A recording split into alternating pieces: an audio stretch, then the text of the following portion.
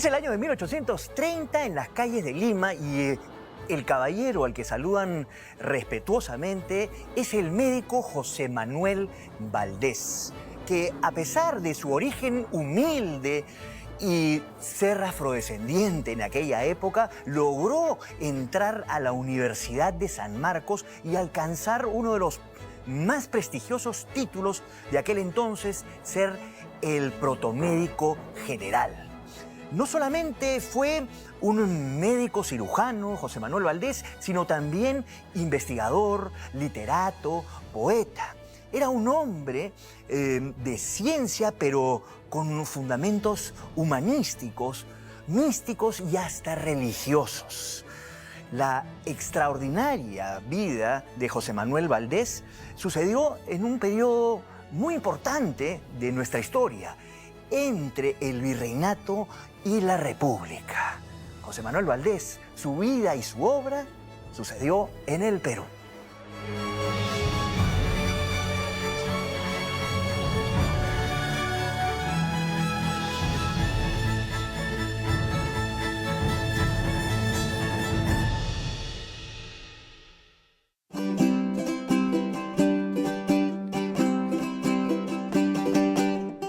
Según la biografía escrita por el diplomático José Antonio Lavalle, José Manuel Valdés nació el 29 de julio de 1767 en un callejón de la calle de Santa Clara, en Lima, capital del Virreinato del Perú. Desde 1761, el virreinato peruano era gobernado por el sexagenario virrey Manuel Amat y Junyent.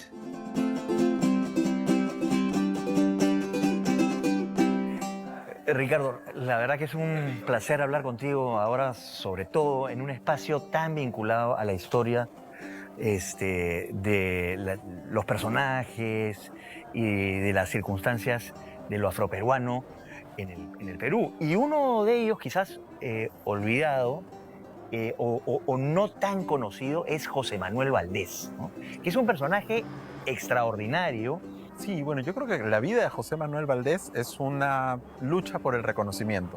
Desde temprana edad tú mencionabas el tema de los afroperuanos y en una Lima donde los afroperuanos no eran visibles.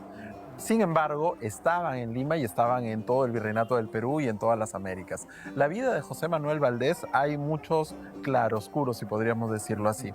Algunos dicen que su familia eran migrantes de Saña, la madre era una persona afroperuana de Lima, pero en estos primeros años lo claro es que eran pertenecientes a los estratos inferiores de la ciudad. Era hijo de una mulata y su padre no se conoce exactamente si era español o indio. De todas maneras, él era afrodescendiente y él siempre se consideró mulato, porque dentro de las castas esta condición era, digamos, de mayor importancia que las otras, ¿no? Es así como conocemos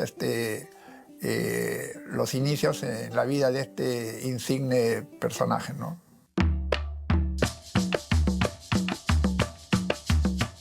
En sus dominios en América, los españoles usaron el término castas para clasificar las mezclas de grupos considerados puros, como los españoles, indios y negros. Pero existió una variedad de términos. Entre los más extendidos figuraron mestizos, zambos y mulatos. Todos ellos sufrieron discriminación por el color de su piel. La sociedad era estamental, entonces era un tema en el cual él no podía ascender socialmente porque pertenecía a una casta. No estaba permitido que él estudiara en una universidad porque no era blanco y además era ilegítimo. Eran requisitos que se pedían para ingresar a una universidad. El requisito de limpieza de sangre y el requisito sobre todo de pertenecer a un estrato social al cual él no tenía acceso.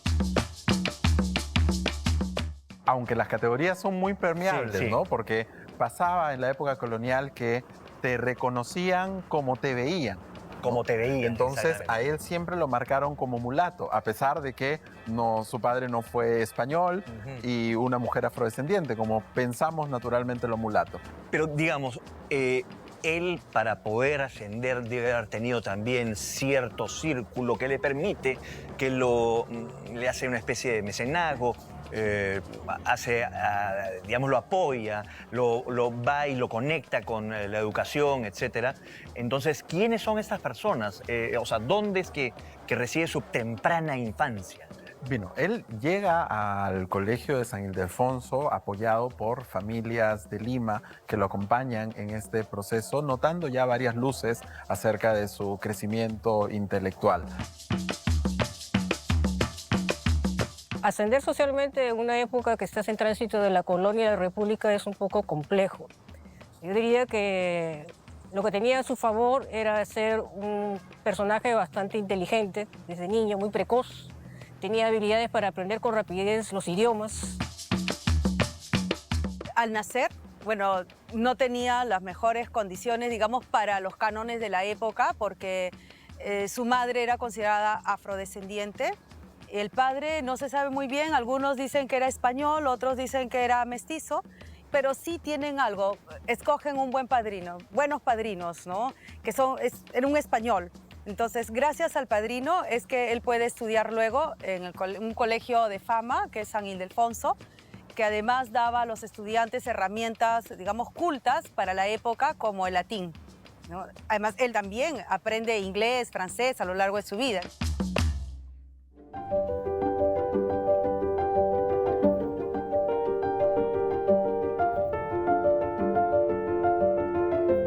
El historiador Héctor López Martínez concluye que José Manuel Valdés fue protegido por sus padrinos, un boticario español y su esposa, doña Mariana. Ellos, entusiasmados por la precoz inteligencia del niño Valdés, decidieron ponerlo bajo la tutela de un párroco español de apellido Salvia, que era de la Orden de los Agustinos y director del prestigioso colegio de San Ildefonso. Es interesante, estamos acá en el Museo Afroperuano, es interesante que tú has dicho este colegio de San Ildefonso, que estaba muy cerca, aquí nomás, cerca de Bellas Artes, y son estos colegios religiosos, porque generalmente la mayoría eran regentados por algunas de las órdenes religiosas, una de estas San Ildefonso. Pero además, él quedó, digamos, prendado por la religiosidad. El sentido religioso para los afroperuanos en la época colonial y ahora es muy importante. Evidentemente era la época que devenía después de la fe en el Señor de los Milagros, pensemos en otros lugares afroperuanos, en la Virgen del Carmen. Entonces José Manuel Valdés no es la excepción. Era una síntesis también del pensamiento religioso de la época que, hay que decirlo, si bien podían acceder a los estudios, pero tampoco podían llegar a ser sacerdotes. Entonces era una puerta más bloqueada para José Manuel Valdés, que él también supo sortear y que en algún momento sí se le abrió la posibilidad, pero él se prefirió dedicarse a la ciencia. En el virreinato era frecuente que los afrodescendientes llamados negros, zambos, pardos y mulatos, entre otras castas, se dedicaran a actividades vinculadas a la práctica médica, como extracción de muelas y sangrías terapéuticas. Dedicarse a la práctica médica también era un oficio para los que en ese momento se llamaban mulatos, a pesar de no poder acceder, como se ha visto, al título universitario, algo que en José Manuel Valdés es algo particular. Pero yo diría que viene de esos dos espacios. Primero, del lado, digamos, indígena también, natural del Perú. Por eso en José Manuel Valdés se ve claramente la definición del afroperuano, que es, en otras palabras, un mestizaje, donde confluye lo africano, lo natural, lo español. Las familias solían tener un esclavizado, ¿no?, que se encargaba de cuidar la salud de los parientes más cercanos y especialmente las mujeres, ¿no?, porque el cuerpo femenino se ocultaba ante los ojos de los demás, entonces era relacionado con el honor, ¿no? La medicina en la época del virreinato se estudiaba en la Universidad de San Marcos, había una escuela de medicina y los que se graduaban eran facultativos.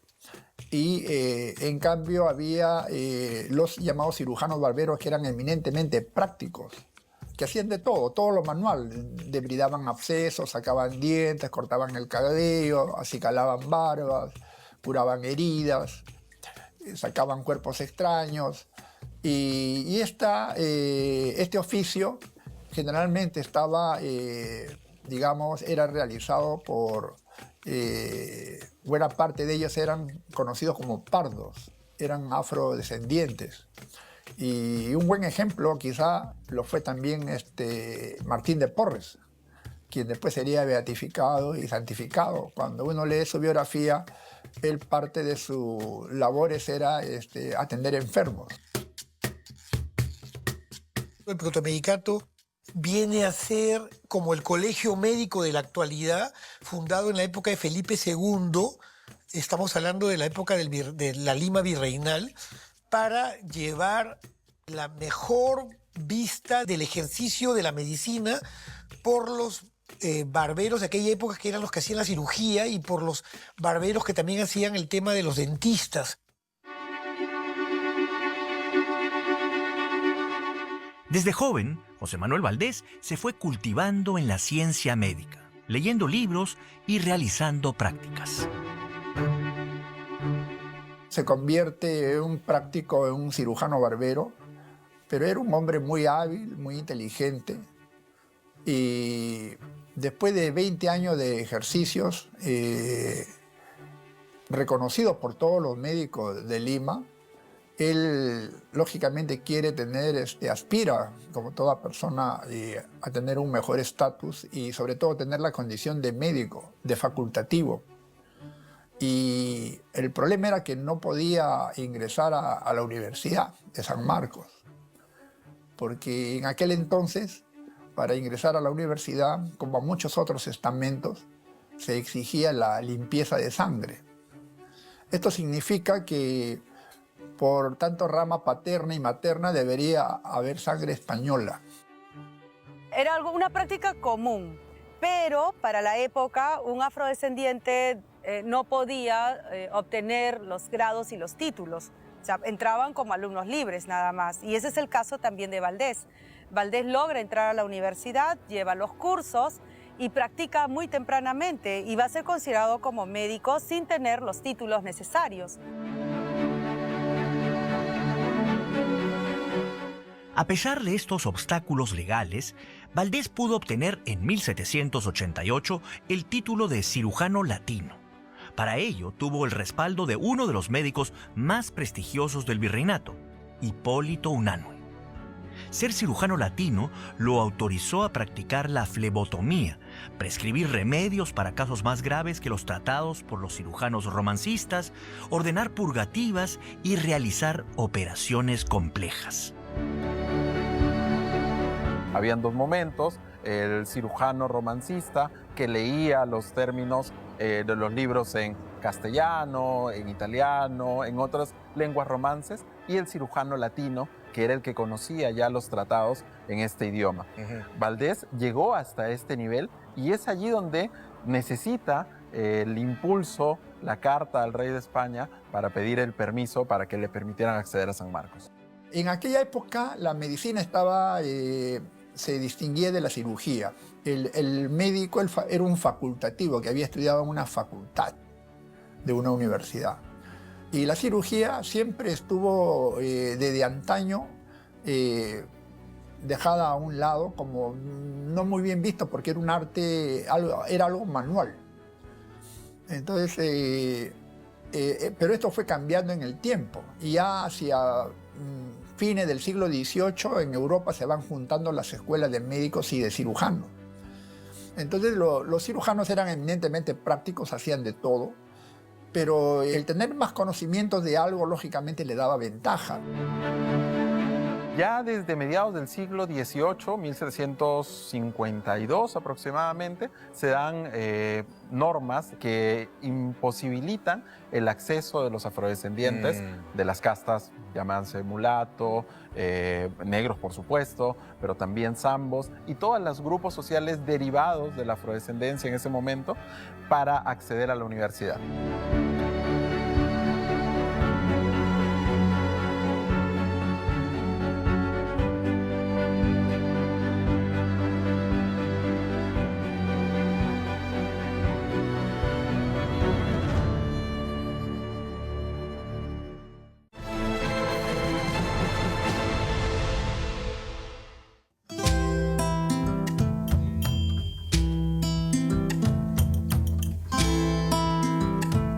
José Manuel Valdés comenzó a trabajar en el Hospital de San Andrés, destacando por su enorme capacidad y experiencia.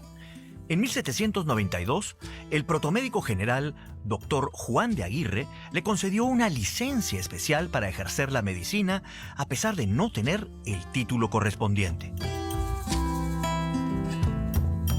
Entonces va a ser Unanue quien lo ayuda primero a tener los clientes, los pacientes, digamos, de la élite. Y luego, como se extiende, es un hombre que va a tener contactos muy importantes, porque sus pacientes son de la élite, tanto la élite de las grandes familias como también la élite política, ¿no? Entonces eso le abre muchas puertas.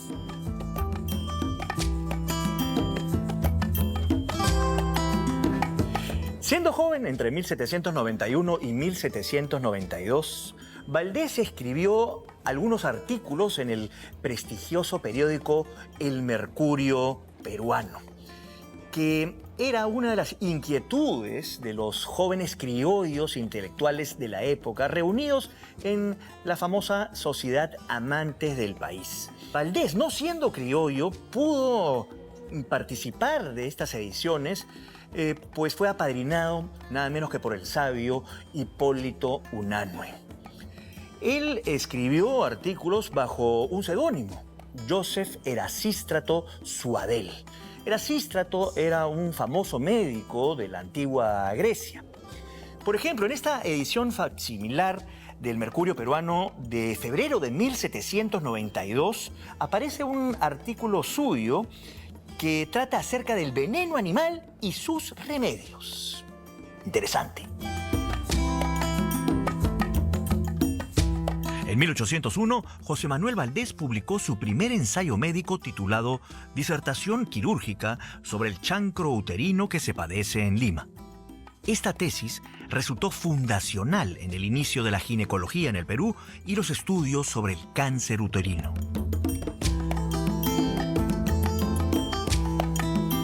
Y dentro de sus investigaciones hay una disertación que él hace sobre el cáncer femenino.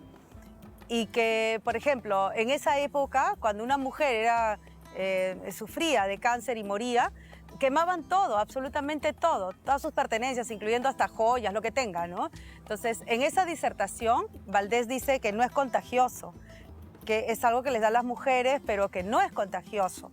Y entonces eso permite ir cambiando poco a poco la imagen que se tenía de esta enfermedad, ¿no? Ahora, le acarrea también discusiones con otros médicos, celosos del poder que tenía Valdés.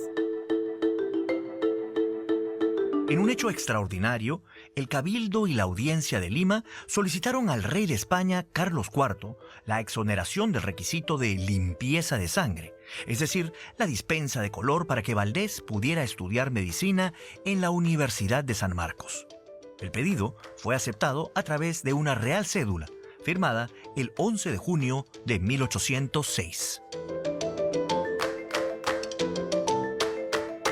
Tanto es así que después, tanto la Real Audiencia como el Cabildo de Lima le piden al rey de España que interceda y perdone su tacha, porque se llamaba así, la tacha de nacimiento y el color de piel.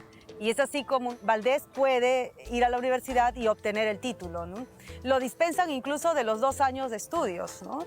Entonces, es por los contactos, pero también, por supuesto, porque él era un genio de la medicina, ¿no? Valdés se graduó con honores como el primer médico afrodescendiente de San Marcos. En 1807 sustentó en latín su tesis de bachiller titulada Cuestión médica sobre la eficacia del bálsamo de Copaiba en las convulsiones de los niños. Trabajo que llegaría a ser publicado en Francia. El acto fue presenciado por el virrey Fernando de Abascal. En el jurado estuvieron Hipólito Unanue, el rector de la universidad, doctor Francisco Llague y el médico mulato Manuel Dávalos.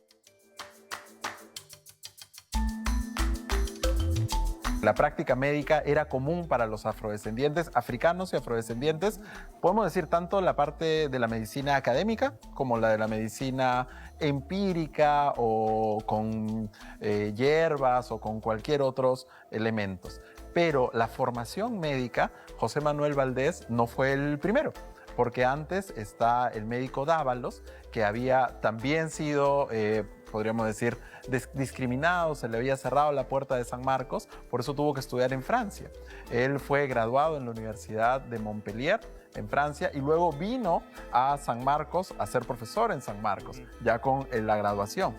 Y él fue uno de los jurados de José Manuel Valdés. Es decir, uno de los jurados de las tesis también fue un médico afroperuano.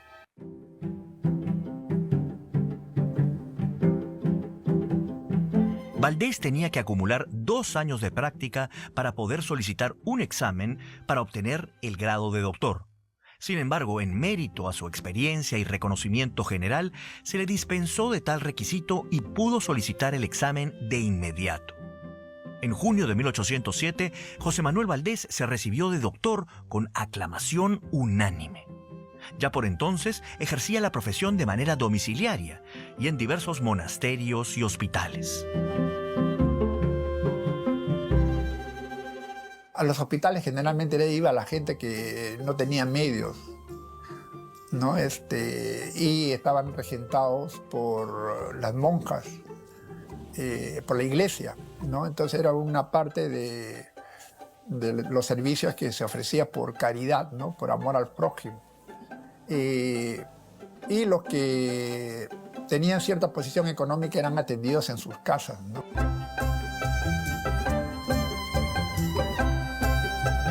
En 1811, Valdés fue nombrado examinador de cirugía y catedrático de clínica del Colegio de San Fernando.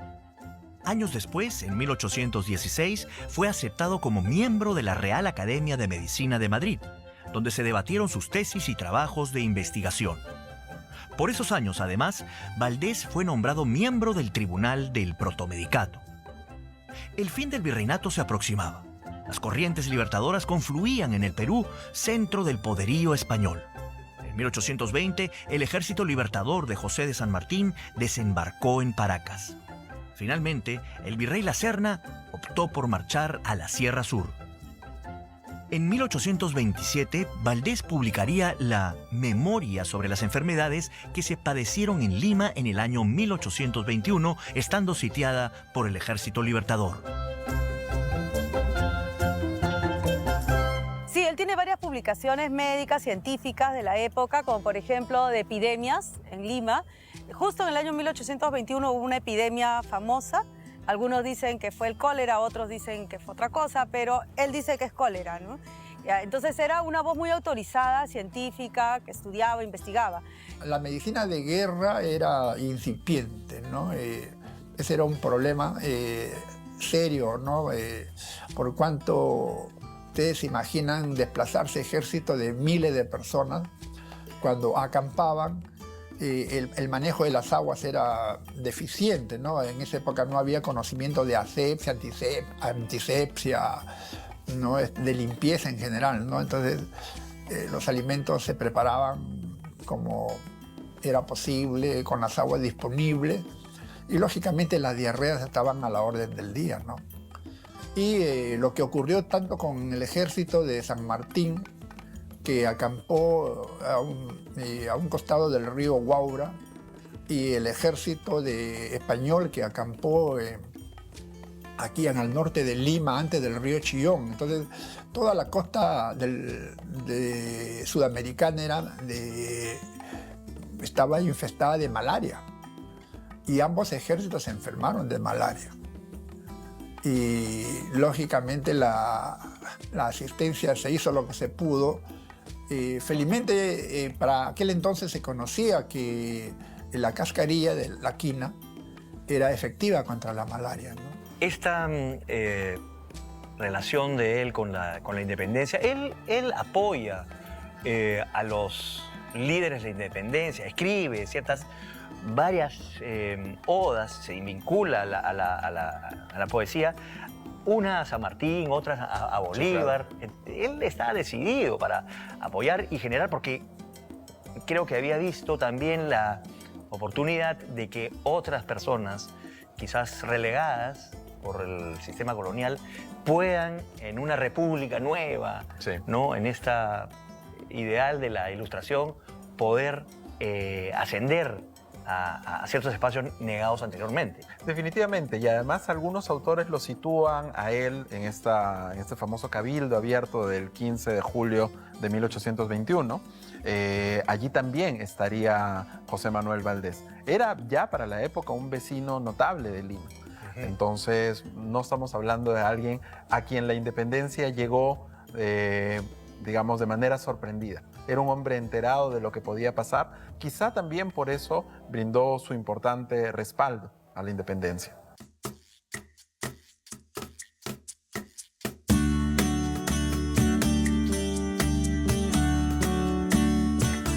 Luego de ocurrido el ingreso de José de San Martín y su ejército a la ciudad de Lima, Valdés, como muchos de sus colegas de San Fernando, se decantó por la libertad del Perú. Y para muestra, un botón, el 21 de agosto de 1821, escribe en el diario Los Andes Libres la oda al excelentísimo señor José de San Martín, protector de la libertad del Perú. El cielo te escuchó, devota Lima, tu fe constante y tu piedad estima, cual padre te previno un genio protector que te amparase, y en el mayor conflicto te librase con su prudencia y tino, y pues él te levanta un monumento, la gratitud le dé su complemento. Tus hijos en sus pechos esta inscripción tendrán por distintivo, de San Martín la libertad recibo y mis justos derechos.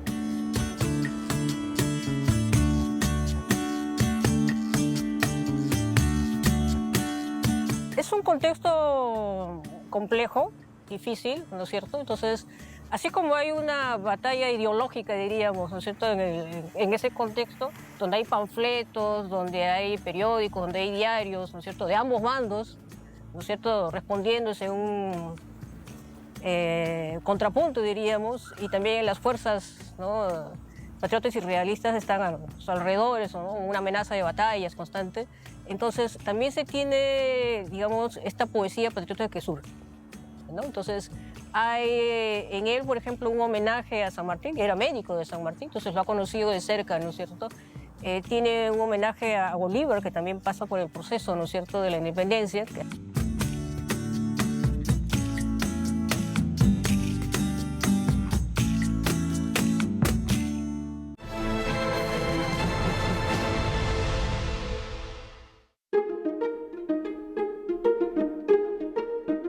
En 1822, José Manuel Valdés fue incorporado a la Sociedad Patriótica y publicó Oda a Lima libre y triunfante. Cuando Unanue lo eligen ministro durante el protectorado, durante ya el gobierno del Perú independiente, el marqués de Torretagle, que era el supremo delegado encargado del gobierno del protectorado, lo nombra médico de cabecera del protector del Perú a José Manuel Valdés.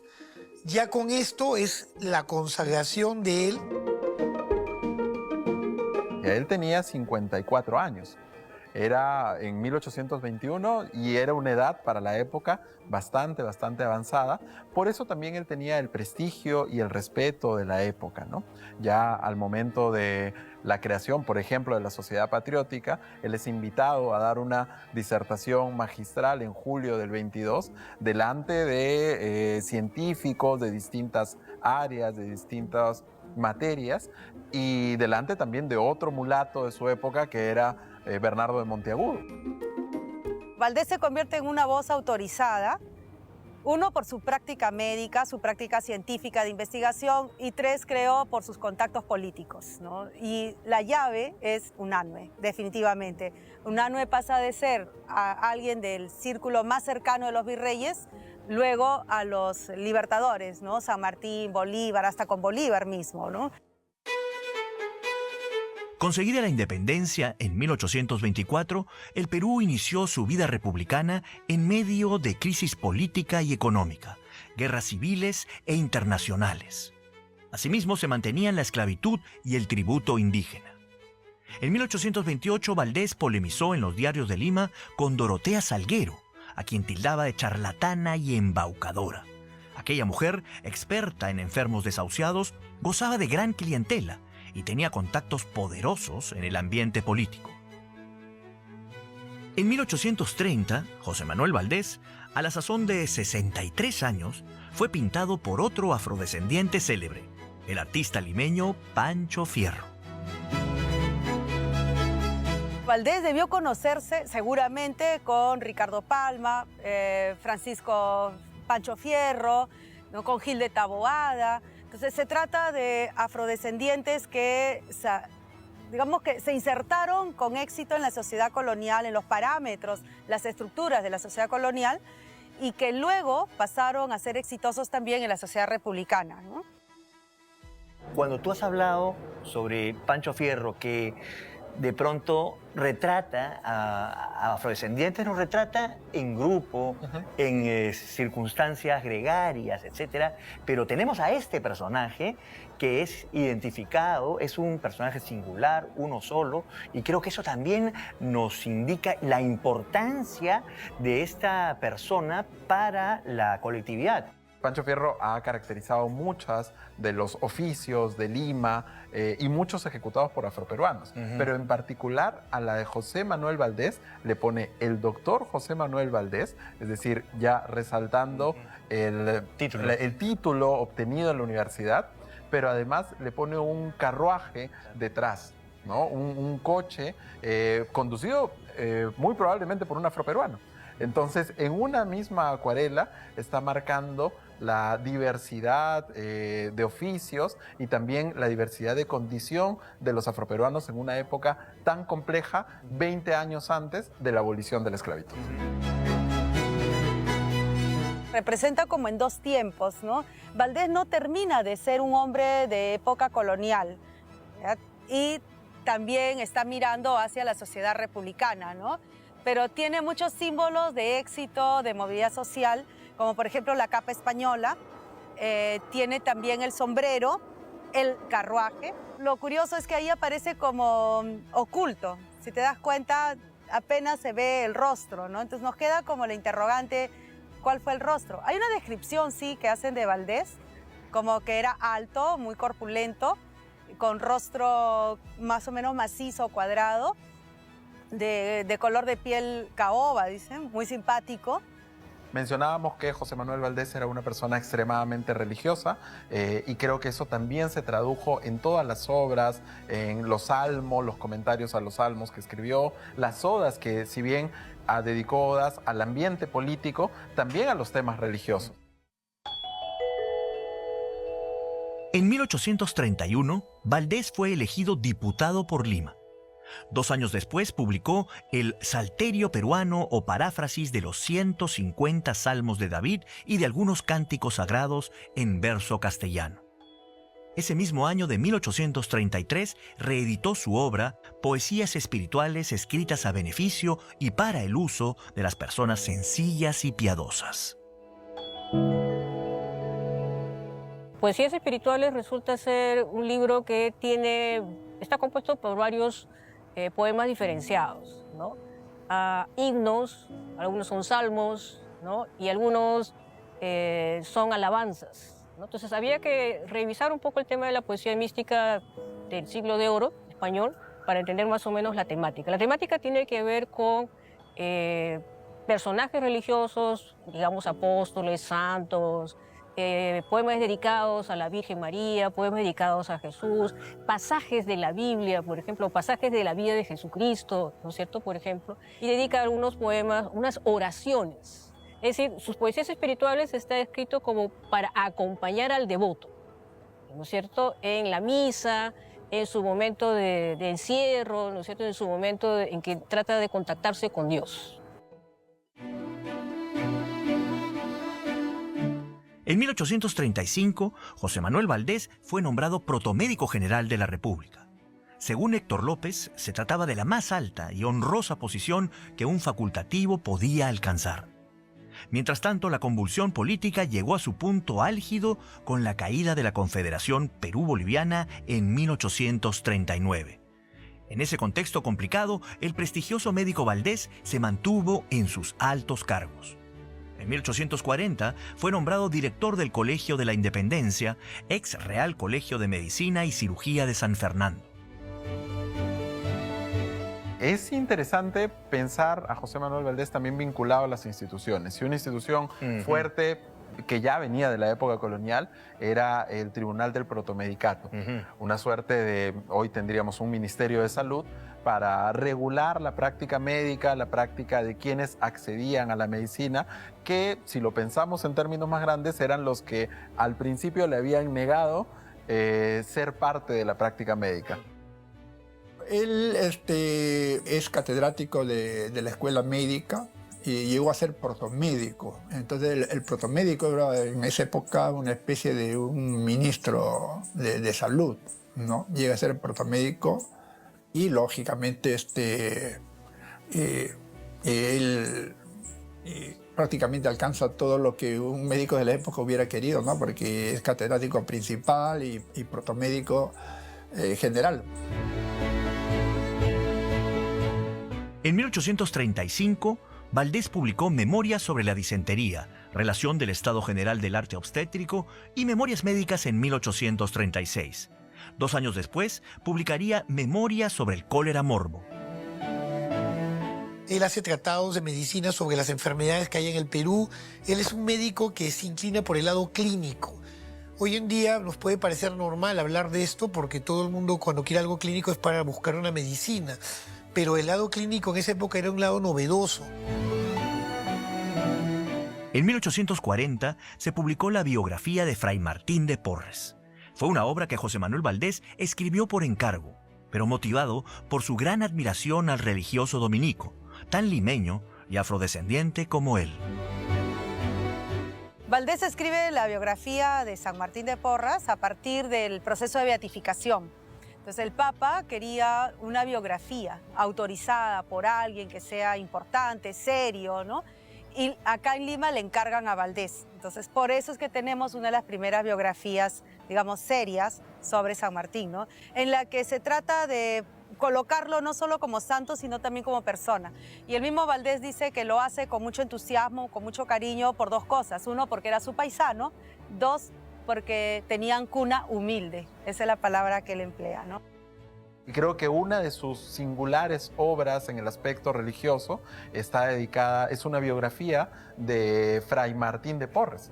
Digo Fray Martín y no San Martín porque en esa época todavía no estaba reconocido como santo, a pesar de que 2 siglos antes había muerto en olor de santidad. Y esta obra tiene una particularidad para la vida de Valdés, que en el prólogo José Manuel Valdés dice: escribo esta obra y dedico esta obra a un humilde mulato de mi misma condición. Y eso dice mucho porque él mismo se está reconociendo como mulato en esa época o como afrodescendiente, lo cual era mucho más extraño todavía y nos da más luces de la vida de Valdés. Oiga, le llamaríamos cuál es su autopercepción. Claro, ¿cómo se autoidentifica? Él efectivamente se autoidentificó como mulato en esa época. Hay una relación muy cercana entre lo que es la vida, ¿no?, los datos biográficos y el personaje con respecto a lo que él también quería hacer, ¿no? Él también quería ser sacerdote y no solamente era eso, también estaba el tema de la etnicidad. Hay un momento específico donde suelta él algunas frases, ¿no?, dedicadas a esta vida devota, ¿no?, de Martín de Porres, y él se siente como identificado de alguna manera, un acercamiento. Por ahí se menciona algo justamente de esa etnicidad, de esa afrodescendencia y este acercamiento no solamente espiritual, religioso, sino también hacia esa correspondencia de la etnicidad con respecto al mismo santo.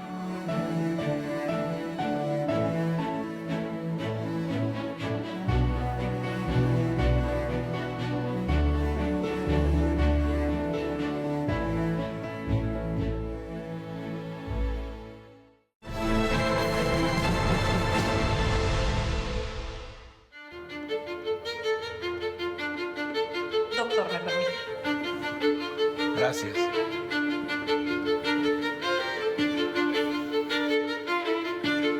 Una de las causas de la elevada cantidad de muertes, el presente mes de mayo, es la común miseria ocasionada por las repetidas convulsiones políticas y guerras intestinas. ni los indigentes son aliviados de su miseria, ni los artesanos ocupados en el servicio militar son capaces de auxiliar competentemente a sus familias.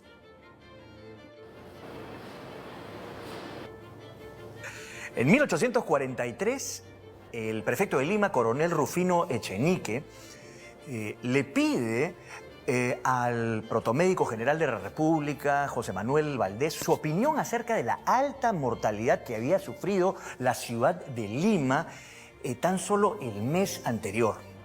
El contexto es una grave crisis política alimentada por una de las tantas guerras civiles que habían estallado en el sur del país.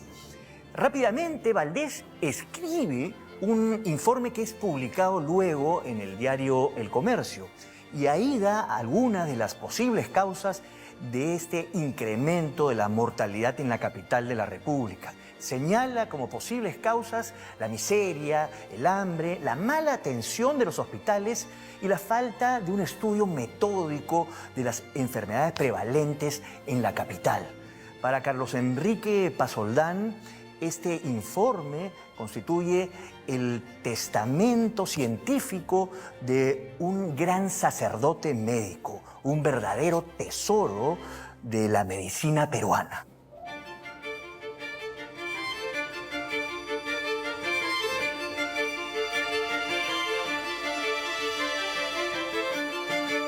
Mueren 423 personas en Lima. Eso ya es una epidemia, eso es un tema muy raro para Lima, que muera tanta gente en un mes, casi 500 personas. Entonces le piden su opinión científica, él la da y comienza un debate en el periódico de aquella época. Ese debate a él lo hace sentir mal anímicamente porque no se le reconoce su valía. Hay un momento en el que hay una epidemia de fiebre amarilla, Sí, claro. que a él le toca, digamos, participar, pero es criticado, ¿no? Las nuevas generaciones o el nuevo ambiente quizás lo identifican, bueno, con una época muy antigua, con prácticas medicinales de la época de la colonia, ¿no? Sí, claro, era propio de las prácticas médicas que están en constante actualización, pero lo cual, a pesar de ser criticado, no niega que haya sido una voz autorizada en ese momento. Lavalle nos dice que ya cuando era un hombre muy acomodado, ya muy solvente económicamente, él no llegó a ser tan rico porque ayudó a su madre biológica, a su hermana biológica y a la viuda de este señor que le da el apellido. O sea, se lo llevó a vivir con él a la calle del Mascarón, donde vivió los últimos años de su vida, desde el año 1841.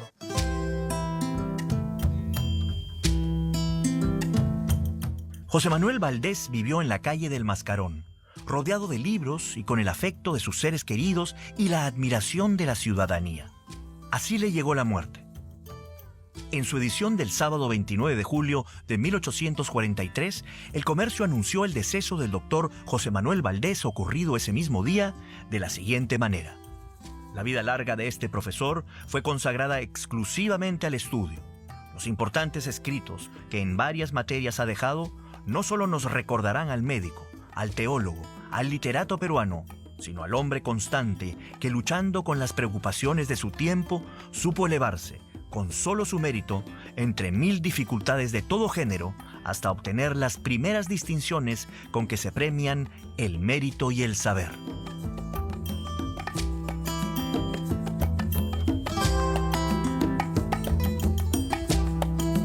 Muere, sí, digamos, en conocimiento público. Se publicaron obituarios sobre su muerte. Hasta el final de sus días él vivió en una casa en el centro de Lima. Deja una biblioteca así especializada que luego se fue perdiendo en el tiempo, como muchas de las cosas, ¿no? Pero él muere en el año 43 y es importante notar que faltaban cerca de 11 años para la abolición formal de la esclavitud. Sin embargo, a lo largo de la lucha durante toda su vida, él había abierto muchas de las puertas que recién hacia el siglo XX se va a permitir para la población afrodescendiente.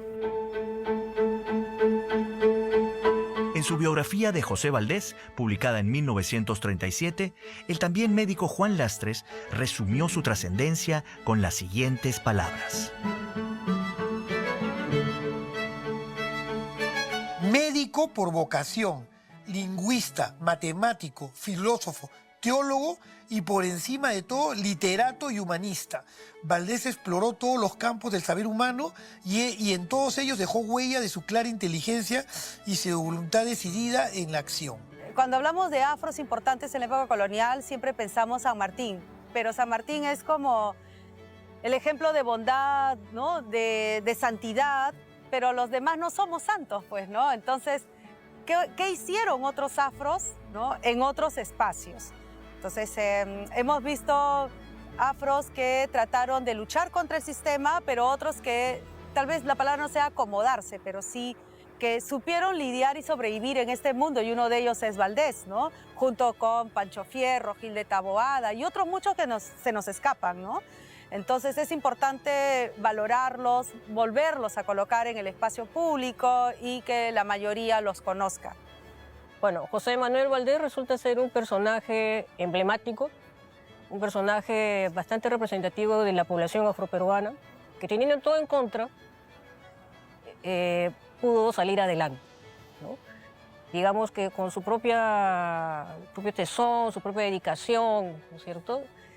Aprendizaje, ¿no? Llega a tener un puesto importante. ¿Cómo podemos dimensionar su importancia para nuestra historia? Yo creo que es un afroperuano, hijo de su época, que dimensiona en diferentes momentos de su vida la importancia de lo afrodescendiente, pero al mismo tiempo entiende lo afrodescendiente como un mestizaje, como una mixtura de la identidad peruana.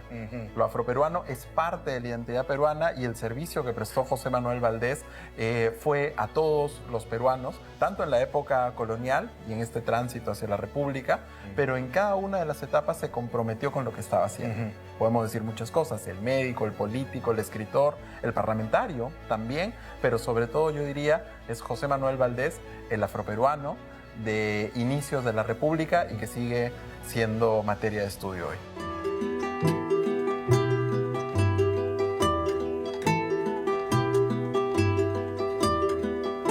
En agosto de 2025, a propuesta de la Biblioteca Nacional del Perú, el Ministerio de Cultura declaró Patrimonio Cultural de la Nación a 9 obras de 6 títulos de la producción intelectual de José Manuel Valdés, que custodia la propia BNP. Es una gran noticia que se une a la del 2021, cuando el Banco Central de Reserva del Perú puso en circulación una moneda alusiva a José Manuel Valdés en la serie Constructores de la República Bicentenario 1821-2021. Tengamos presente a este peruano afrodescendiente que aportó tanto a la sociedad y al país. Nos vemos en la próxima.